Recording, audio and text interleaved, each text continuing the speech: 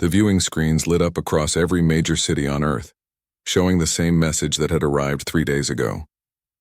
The Galactic Council wanted to meet humanity. After 40 years of watching Earth from a distance, they had finally decided humans were ready to join the greater community of spacefaring species. Captain Jake Morrison stood on the bridge of the horizon's edge, watching the massive station grow larger in the viewport. It was bigger than anything humanity had ever built, a spinning wheel of metal and light that housed representatives from 70 different worlds. Jake had been a fighter pilot before becoming a ship captain, and he knew how to read a situation. This meeting was important, maybe the most important moment in human history, but something in his gut told him to be careful.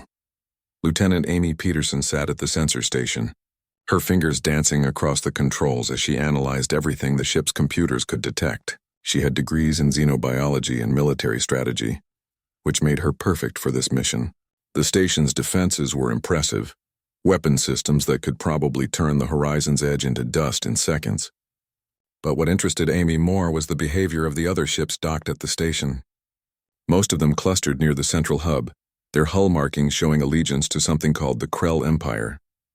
The Krell ships were massive, covered in armor plating and bristling with weapons. They made human vessels look like toys in comparison. Ambassador Greg Sullivan adjusted his suit jacket for the 3rd time in as many minutes. He was nervous, though he tried not to show it. Greg had spent 20 years in diplomatic service negotiating treaties and trade agreements between Earth's nations. But this was different. This was first contact on a scale nobody had prepared for. The briefing materials about the Galactic Council had been thin on details. Humanity knew the Council existed, knew it was led by a warrior species called the Krell, and knew that joining it would give Earth access to technology and knowledge beyond imagination. What they didn't know was what the Krell wanted in return. The docking procedure took an hour. Krell station controllers guided the horizon's edge to a berth far from the central hub, in a section that seemed reserved for smaller, less important vessels. Jake noticed but said nothing. Amy made a note in her log. Greg pretended not to care. When the airlock finally connected and the doors opened, they were met by a Krell officer who stood nearly 8 feet tall. His skin was deep red, covered in scales that looked like natural armor. His eyes were yellow with vertical pupils, and when he spoke, his voice rumbled like distant thunder. The Krell officer introduced himself as Commander Vex Thor, military liaison to the Galactic Council. He looked down at the human delegation with an expression that might have been curiosity or might have been contempt. It was hard to tell with an alien face. Vex Thor explained that the council was in session, and the humans would be brought to the assembly hall immediately. There would be no time for rest or preparation. The council wanted to see what humanity had to offer, and they wanted to see it now. The walk through the station revealed more about the Galactic Council than any briefing document could have. The corridors were huge, built for species much larger than humans. Krell warriors stood at every intersection, their weapons always visible, their posture always ready.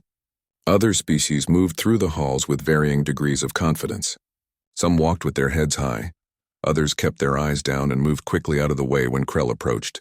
Amy watched it all, filing away observations for later analysis.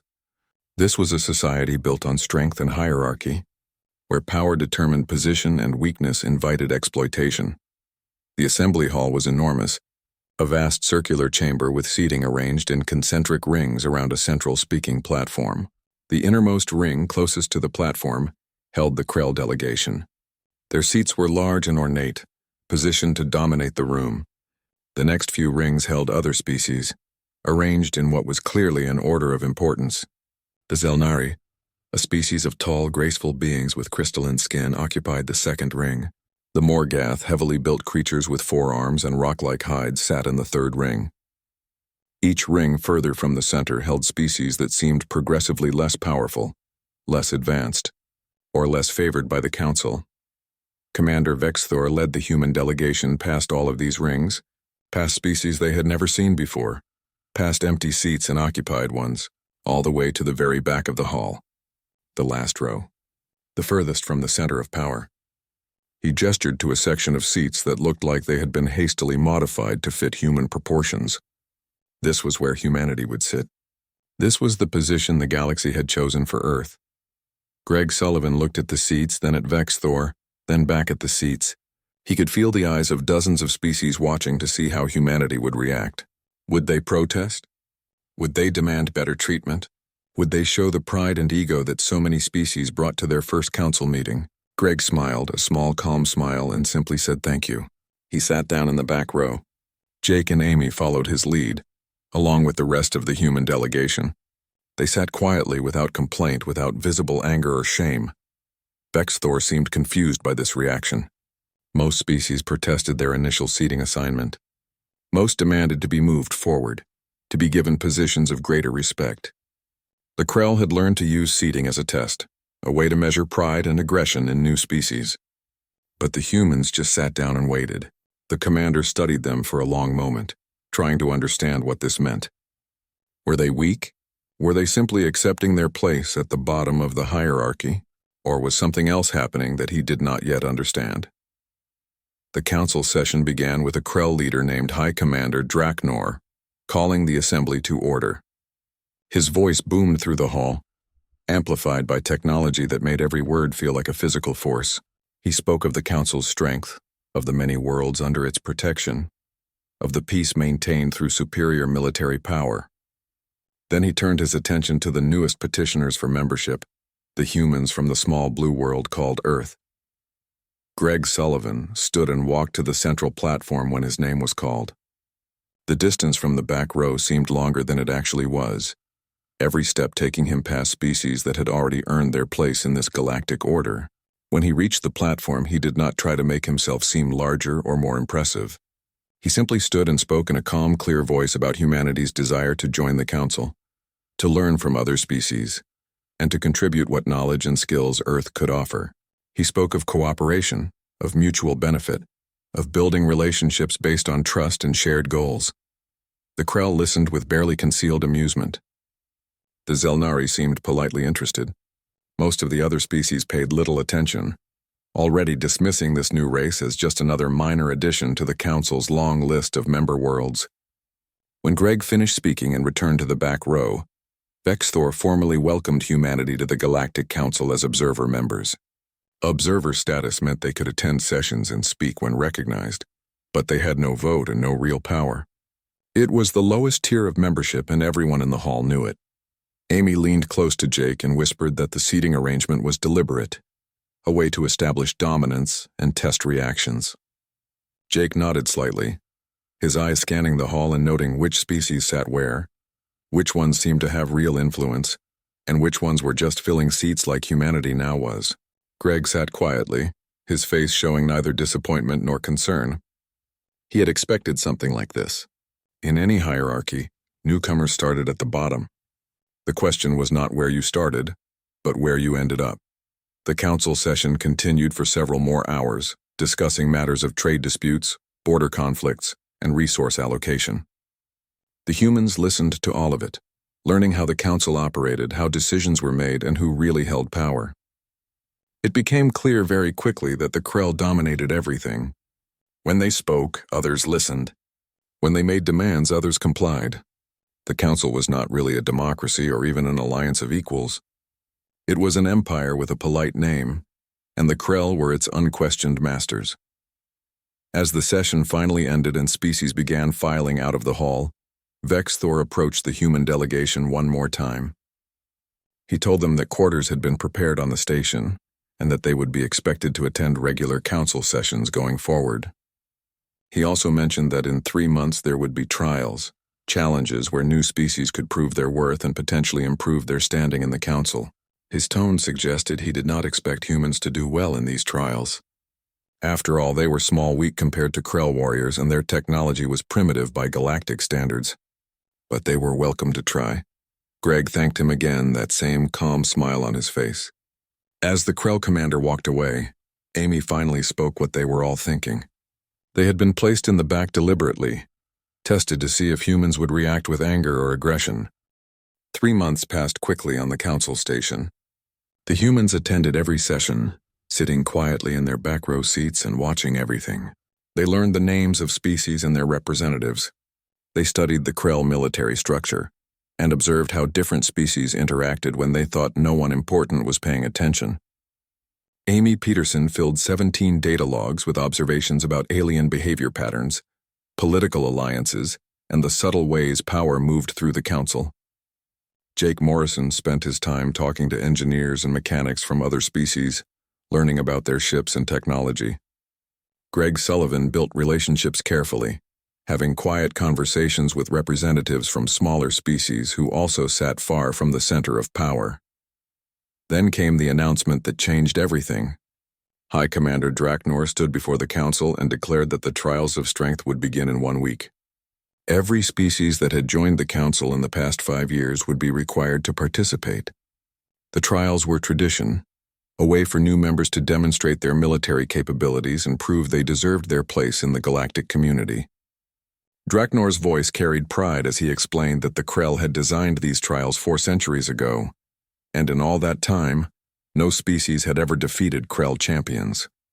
The trials would include single combat, tactical simulations, strategic planning exercises, and fleet maneuvers. Success could mean better seating in the council, more influence, and greater respect. Failure meant remaining at the bottom of the hierarchy, possibly forever. Commander Lisa Hayes arrived from Earth 2 days later with a contingent of Marines. She was a career military officer who had served in 3 different branches before joining the new Space Defense Force. Lisa had a reputation for being calm under pressure and never making the same mistake twice. When Greg briefed her on the trials, she listened carefully and asked detailed questions about what the Krell considered important. It became clear that the Krell valued direct confrontation, overwhelming force, and quick, decisive victories. They had built their empire on the principle that the strongest always wins, and they expected other species to fight the same way. Lisa selected her team carefully. Sergeant Danny Cooper was a hand-to-hand combat specialist who had studied martial arts from 6 different Earth cultures. Corporal Kate Rivers was an expert marksman and tactical analyst. Lieutenant Tony Graham had competed in zero-gravity combat sports before joining the military. Private Nicole Martin was the youngest member of the team, but had reflexes that tested in the top percentile of human capability. They were not the biggest or strongest Marines humanity could have sent. Lisa had chosen them for different qualities she suspected would matter more than raw power. The first trial took place in a massive arena at the center of the station. Thousands of beings from dozens of species filled the viewing stands, eager to watch the combat trials. The rules were simple. Each species would send 1 champion into the arena for single combat against opponents from other new member species. The winner of each bout would advance until only 1 remained. Then that final champion would face a Krell warrior. In 400 years of trials, only 3 non-Krell champions had ever won their preliminary matches, and all 3 had been crushed within minutes by the Krell final opponent. The preliminary matches were brutal. A Morgath warrior with rock-like skin defeated a slender Quellan diplomat in seconds. A Hargath champion, covered in natural armor plating and standing 9 feet tall, broke through the defenses of a Zelnari fighter with pure, overwhelming strength. Species cheered for their representatives, but the outcome seemed predetermined. The biggest and strongest won, just as they always did, just as the Krell expected them to. When Danny Cooper walked into the arena, the crowd barely noticed. He was average height for a human, which made him small compared to most species present. He wore light armor that offered minimal protection but maximum mobility. His opponent was a Draxan warrior, a species known for their speed and aggression. The Draxan stood 7 feet tall with 4 arms ending in clawed hands. When the match began, the Draxan attacked immediately, closing the distance with impressive speed. Danny moved backward, not engaging, simply avoiding the strikes. The crowd murmured in confusion. Was the human afraid? Was he looking for an opening? Or did he simply not know how to fight? Danny continued moving backward, his eyes never leaving his opponent. He was not looking for an opening in the traditional sense. He was learning. Every attack the Draxan made gave Danny information. How fast could the alien move? How much reach did those 4 arms provide? Which strikes came from which arms? What patterns emerged in the attack sequences? After 30 seconds of pure defense, Danny had seen enough.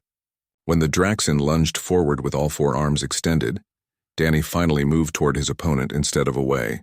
He ducked under the high strikes, stepped inside the reach of the low ones and delivered a precise strike to the Draxin's center of mass. The alien stumbled backwards, surprised.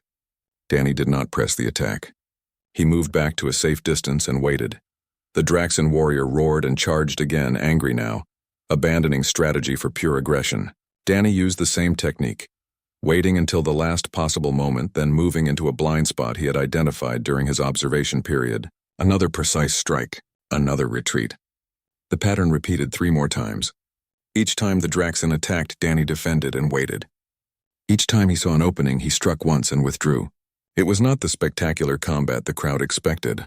It was methodical, calculated, and effective. After 5 minutes, the Draxin warrior collapsed from exhaustion and accumulated damage. Danny had barely broken a sweat. The crowd's reaction was mixed. Some species appreciated the technical skill Danny had displayed. Others saw his defensive style as cowardly, unworthy of a true warrior. The Krell observers seemed particularly dismissive. Commander Vexthor made a comment to his aides that was picked up by nearby recording devices. He said the human had won through trickery and avoidance, not through real strength. When the proper trials began against Krell champions, such tactics would fail. Danny advanced through 2 more preliminary matches using variations of the same approach. He let his opponents attack first, studied their patterns, and only engaged when he understood exactly how they fought. Against a Morgath fighter with incredible defensive capabilities, Danny spent 3 full minutes simply moving and observing before he identified a weak point in the creature's stance.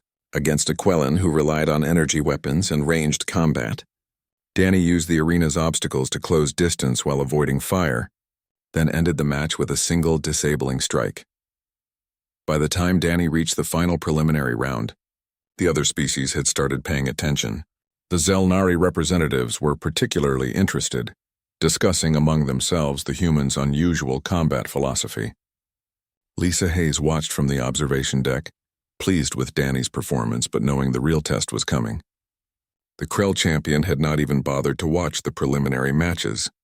He was waiting in his preparation chamber, supremely confident that no matter who won the early rounds, they would fall before Krell superiority. The Krell champion was named Draknor, younger cousin to the High Commander and bearer of the same name. He stood 8.5 feet tall, his red-scaled skin bearing the scars of 100 victories. His arms were thick with muscle and his hands could crush steel.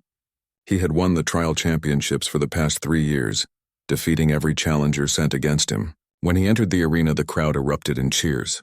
This was what they came to see. This was the power and glory of the Krell Empire made manifest. Danny stood on the opposite side of the arena, looking impossibly small in comparison.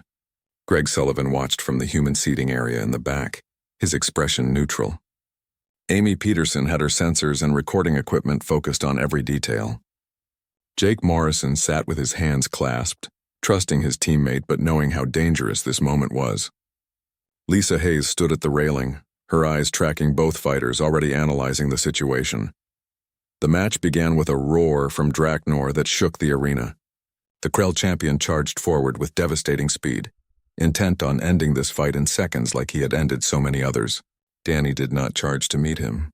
He moved backward and to the side, angling away from the direct line of attack. Draknor adjusted his charge and swung a massive fist that would have shattered bones if it connected. Danny was not there. He had moved again, still backing away, still watching. The crowd began to jeer. This was not combat, this was cowardice. The human was running, refusing to fight. Draknor seemed to share this opinion, his attacks becoming more aggressive, more powerful, and less controlled. Danny continued his pattern, moving, observing, learning. He was studying how the Krell champion moved, how that enormous body generated power where the momentum carried Draknor after each strike. Every attack gave Danny more information. Every miss made Draknor slightly more frustrated and slightly less careful. 3 minutes into the match, Danny still had not thrown a single strike. The combat trial results spread through the station faster than official announcements could travel. A human had defeated a Krell champion, not through superior strength or advanced weapons, but through patience and redirection. The Krell military command held emergency meetings behind closed doors. High Commander Draknor demanded a formal review of the match, claiming the human had violated some obscure rule about acceptable combat techniques. But the recordings were clear. and the judges from neutral species confirmed that Danny Cooper had fought within all established parameters. The victory stood, and the galaxy was forced to reconsider its assumptions about the small species from Earth. The second trial began 3 days later. This one tested tactical command in simulated combat scenarios. Each species would send a commander to lead a virtual fleet against various threats. The scenarios increased in difficulty, starting with simple pirate raids and progressing to full-scale military invasions. Points were awarded based on objectives completed, forces preserved, and time to victory. The Krell had designed these simulations to reward aggressive action and overwhelming force. Their commanders consistently achieved the highest scores by attacking quickly and accepting heavy casualties in exchange for rapid completion of objectives. Colonel Mike Turner represented humanity in the tactical trials. He was a veteran of Earth's orbital defense forces and had spent 20 years studying military history from every human culture. Mike understood that the way you trained often determined the way you fought, and he suspected the Krell trained for one type of warfare while ignoring other possibilities. When his turn came, Mike sat down at the command console and studied the first scenario carefully.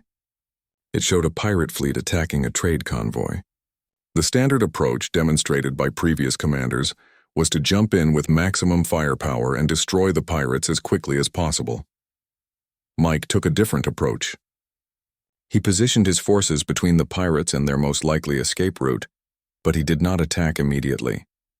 Instead, he waited, using sensors to analyze the pirate formation and identify which ships were carrying the most valuable stolen cargo.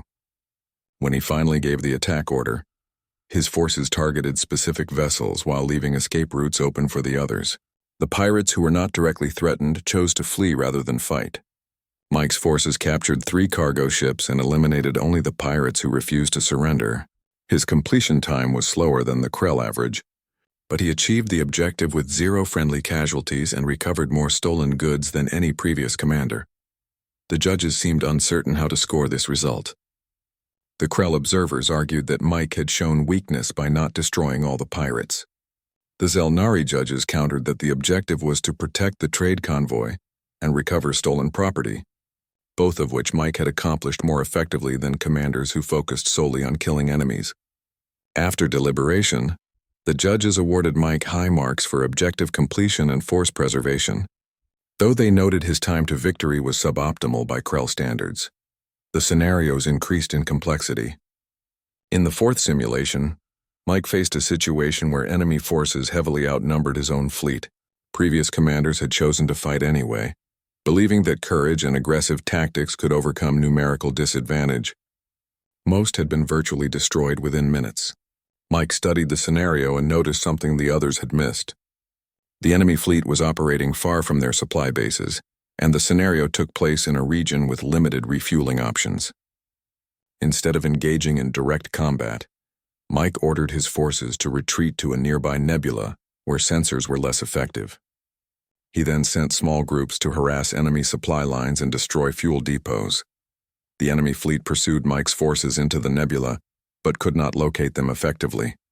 Days passed in the simulation, compressed into minutes of real time. The enemy fleet burned through fuel searching for an opponent who refused to stand and fight. When their fuel reserves dropped below 50%, they were forced to split their forces, sending some ships back for resupply. Mike waited until the enemy was divided, then attacked the weakened group with his full strength.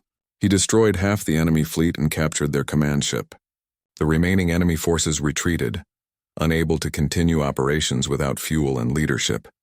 The audience watching the tactical trials reacted with confusion and some anger. The Quellan representatives complained that Mike had not really won because he ran away instead of fighting. The Morgath delegation argued that victory through attrition and logistics was not true victory at all. But the Zelnari observers were fascinated. Their lead representative, a crystalline being named Velsera, stood and addressed the judging panel. She pointed out that the objective was to defeat the enemy fleet, not to defeat them in a specific way. Mike Turner had accomplished something no other commander had managed in this scenario. He had won a battle he was supposed to lose, and he had done it without sacrificing his own forces unnecessarily. The Krell judges reluctantly agreed to award Mike high scores. though Commander Vexthor made his displeasure clear. He approached Mike after the simulation ended and asked why humans seemed so afraid of direct confrontation. Mike replied that humans were not afraid of fighting.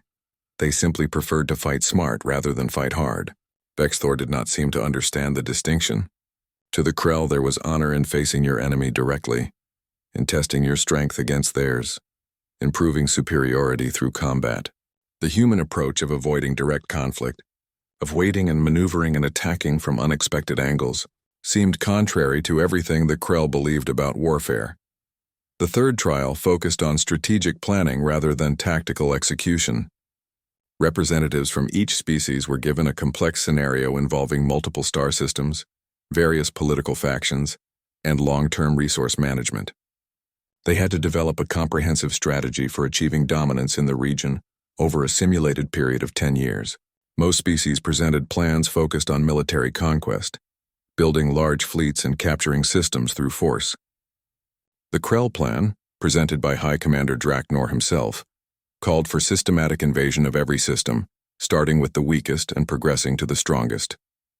It was straightforward, aggressive, and projected to achieve total dominance within 7 years at the cost of significant military casualties and resource expenditure. Lieutenant Sarah Blake presented the human strategy.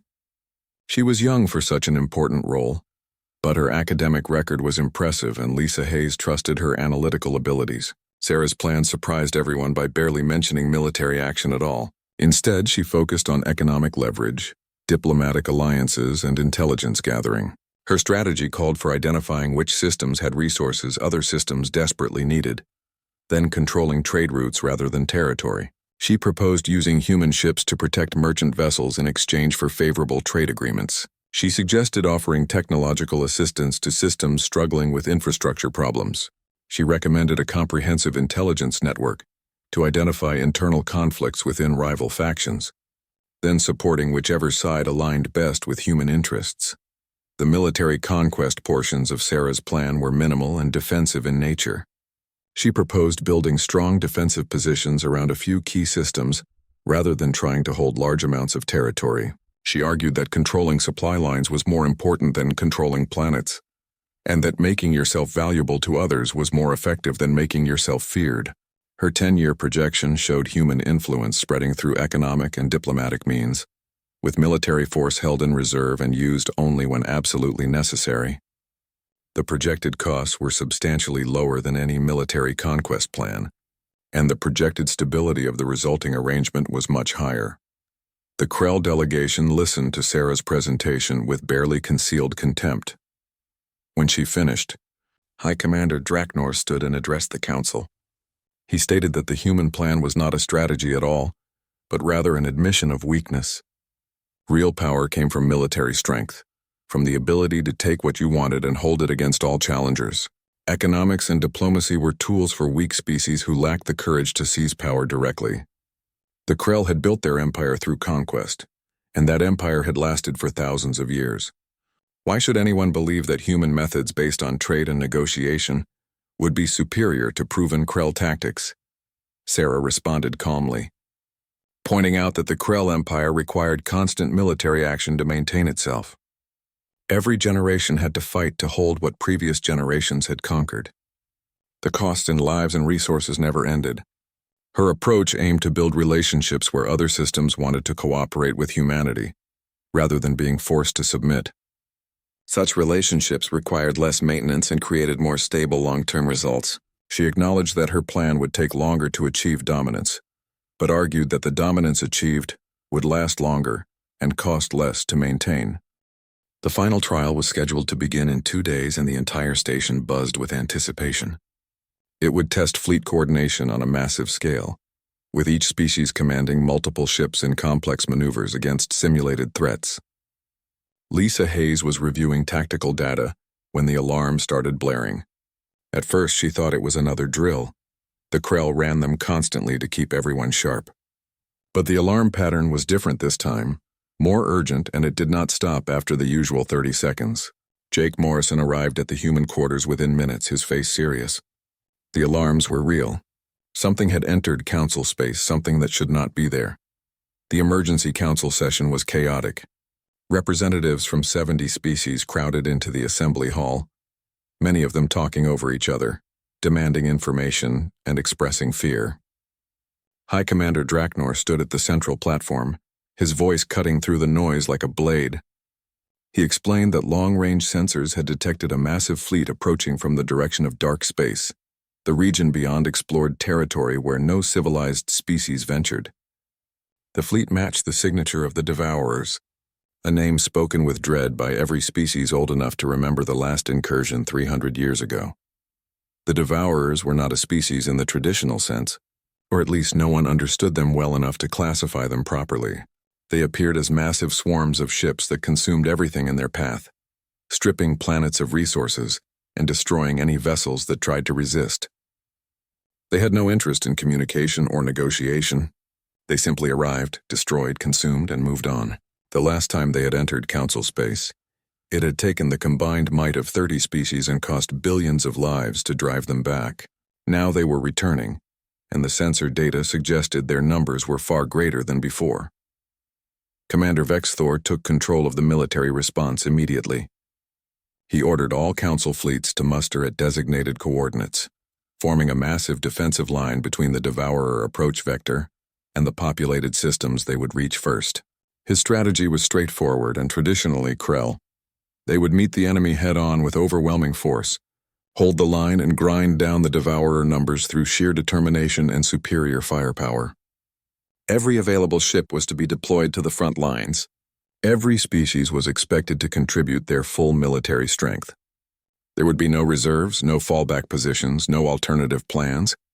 The Council would stand together and break the enemy through unified strength. The Krell fleet began moving within hours, their massive warships taking position at the center of the defensive formation. Other species followed, their vessels arranging themselves according to a battle plan that emphasized concentration of force and direct confrontation. The Morgath heavy cruisers took positions on the flanks. The Zelnari light carriers deployed their fighter squadrons in screening formations. Dozens of other species added their ships to the growing armada. It was an impressive display of military power, exactly the kind of massed force that had defined Council warfare for centuries. Greg Sullivan listened to the deployment orders and felt a familiar unease. He had watched the Krell approach to military problems throughout the trials, and while their methods were often effective, they relied on having superior strength and resources. Against the Devourers, who apparently operated with swarm tactics and overwhelming numbers, the traditional approach might not be enough. He requested a meeting with Vexthor to discuss alternative strategies. The Krell commander refused, stating that this was a military matter and humans had already proven themselves unable to understand proper warfare. Their observer status meant they would contribute their small fleet to the defensive line as ordered, nothing more. Lisa Hayes gathered her team to review what little intelligence existed about Devourer tactics. The historical records were fragmentary, most data having been lost during the chaos of the previous invasion. What remained suggested that Devourers fought in massive waves, using numerical superiority to overwhelm defensive positions. Individual Devourer ships were not particularly advanced or well-armed, but they operated in perfect coordination, as if controlled by a single mind. They swarmed enemy vessels, accepting heavy casualties while inflicting damage through sheer numbers. Most concerning was a note in the old records about Devourer command clusters, heavily protected formations that seemed to direct the swarm attacks, but always stayed well behind the front lines. The human fleet consisted of 12 ships, tiny compared to the hundreds being deployed by major Council species. Jake Morrison commanded the Horizon's Edge, now designated as the human flagship. The other 11 ships were similar mid-sized vessels, built for exploration and light combat rather than major warfare. When Lisa transmitted their deployment orders to the Council Coordination Center, she requested permission to take up positions protecting supply lines and evacuation routes behind the main battle formation. It was a support role, not glamorous but potentially valuable if the battle went poorly and civilians needed to be evacuated. Vexthor approved the request with barely concealed contempt. He made a comment to his staff, picked up by open communication channels, that the humans were once again showing their true nature by choosing the safest possible position far from real combat. Let them guard empty space while real warriors faced the actual threat. His tone made it clear he expected humans to contribute nothing meaningful to the coming battle. The human fleet took up their assigned positions, several light hours behind the main defensive line, and began running sensor sweeps of the region. The Devourer fleet arrived 6 hours later. Long-range sensors detected them first, a massive cloud of contacts that seemed to darken the stars themselves.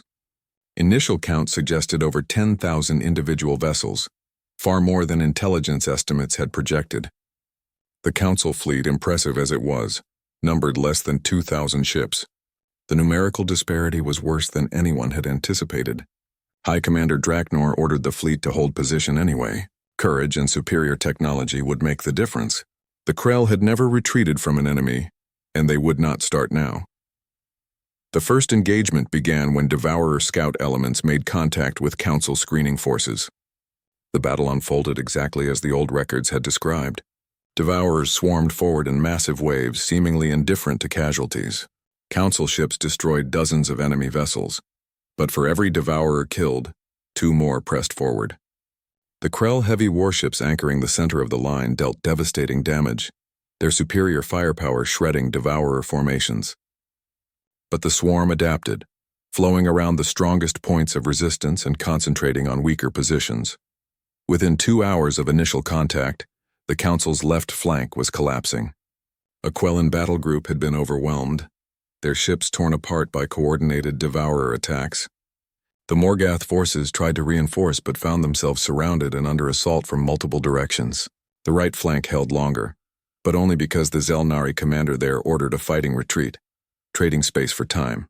Vexthor, commanding from the center, ordered all forces to hold their positions. Retreat was not acceptable. The line would hold through discipline and determination. The line did not hold. By hour 4, Council forces were being pushed back across a broad front. Casualties mounted rapidly. The Krell center remained strong, but it was increasingly isolated as forces on both flanks either retreated or were destroyed. Ships that held position as ordered found themselves surrounded and torn apart. Ships that retreated without orders faced accusations of cowardice, but at least survived to continue fighting. The battle devolved into chaos, with different species and commanders making independent decisions. As the unified battle plan collapsed, under the pressure of Devourer numbers, Amy Peterson watched the battle unfold from the human fleet's position behind the lines. Her sensors tracked every ship movement, every formation change, every tactical decision made by both sides. She was looking for patterns, for anything that might explain how the Devourers coordinated their attacks so effectively. Standard communication intercepts showed nothing. The Devourer ships seemed to share information instantly, reacting to battlefield changes far faster than any normal command structure should allow. But as Amy studied the sensor data more carefully, she noticed something interesting. Behind the massive Devourer swarm, well away from the actual fighting, there were formations that behaved differently. These vessels moved in tight clusters, heavily protected by screening ships, and never approached the battle lines themselves. When Amy focused her sensors on these formations, she detected unusual energy signatures, powerful transmissions being sent toward the swarm. The old records had mentioned command clusters, but they had not explained how they worked or where they positioned themselves. Amy was looking at them now, safely positioned behind thousands of expendable swarm vessels. The human ships struck with precision that came from hours of careful observation.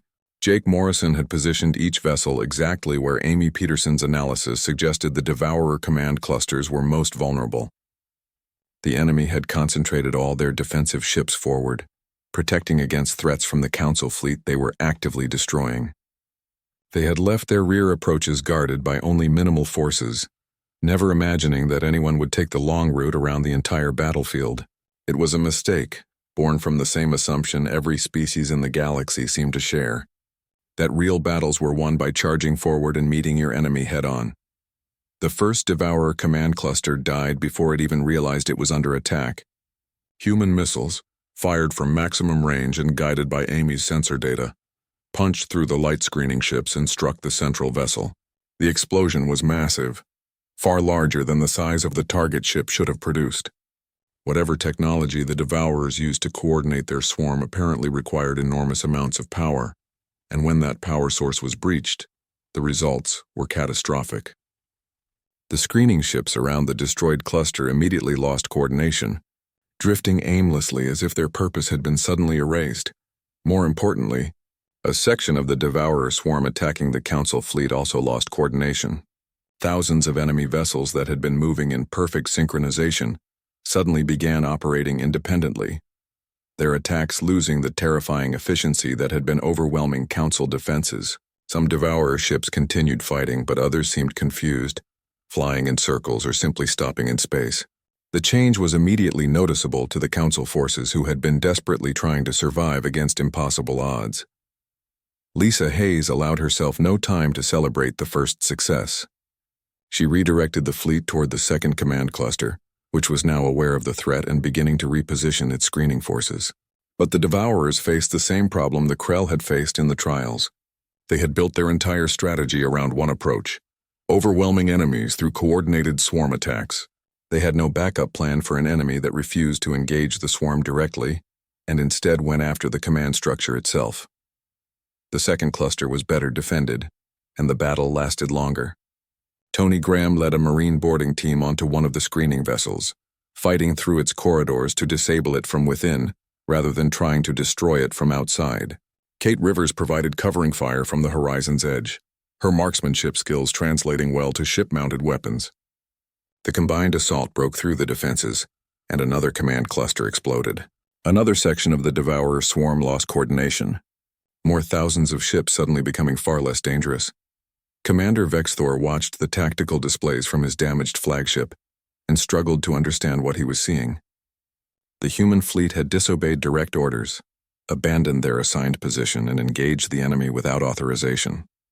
By every standard of military discipline, they should be facing courts-martial and disgrace. Yet their actions were changing the entire course of the battle. The Devourer swarm that had been minutes away from completely destroying the Council fleet was falling apart, sections of it losing coordination and becoming vulnerable. Vexthor gave new orders, directing Council forces to concentrate fire on the confused Devourer sections, destroying them while they were unable to coordinate their defensive responses. The third and fourth command clusters fell within the next hour. The human ships were getting better at the attacks, learning the patterns of Devourer defenses and adapting their approaches. Danny Cooper's combat philosophy of watching and learning before striking had become the template for the entire fleet's operations. Each attack was more efficient than the last, and the Devourers seemed unable to develop effective countermeasures.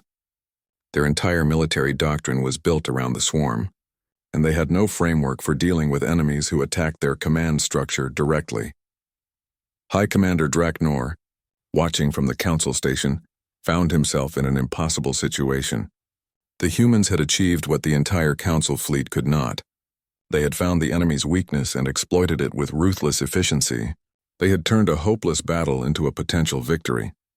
But they had done it by ignoring orders, by refusing to fight the way they were supposed to fight, by once again choosing an approach that violated every principle the Krell held sacred. If Draknor praised them, he validated tactics that contradicted Krell military philosophy. If he condemned them, he looked foolish for criticizing the species that had just saved the Council from destruction. The fifth command cluster proved more challenging. The Devourers had finally recognized the threat and were pulling back their remaining clusters, surrounding them with far heavier defenses. Lisa Hayes studied the tactical situation and made a difficult decision. The human fleet could not reach the remaining clusters quickly enough, not with the enhanced defenses, but they had destroyed enough clusters to break the swarm's coordination across most of the battlefield. The Council fleet could handle the confused and disorganized Devourer ships that remained. The bigger concern was preventing the surviving command clusters from escaping and regrouping for another attack later. Lisa opened a channel to Vexthor, the first communication between them since she had disobeyed his orders. She transmitted all the data Amy had gathered about the command clusters, their capabilities, their weaknesses, and their current positions. She explained that human forces would continue to engage but needed support from heavier Council ships to prevent the enemy command structure from escaping. It was a request for cooperation, not permission, and it came from a position of proven effectiveness rather than subordinate deference. Vexthor could have refused. He could have reasserted his authority and ordered the humans back to their assigned position. Instead, after a long pause, he acknowledged the transmission and began redirecting Krell heavy cruisers to intercept the retreating command clusters.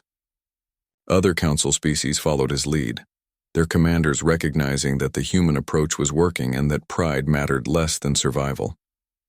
The combined Council forces, now working with rather than around human tactics, began systematically hunting down the remaining Devourer command vessels.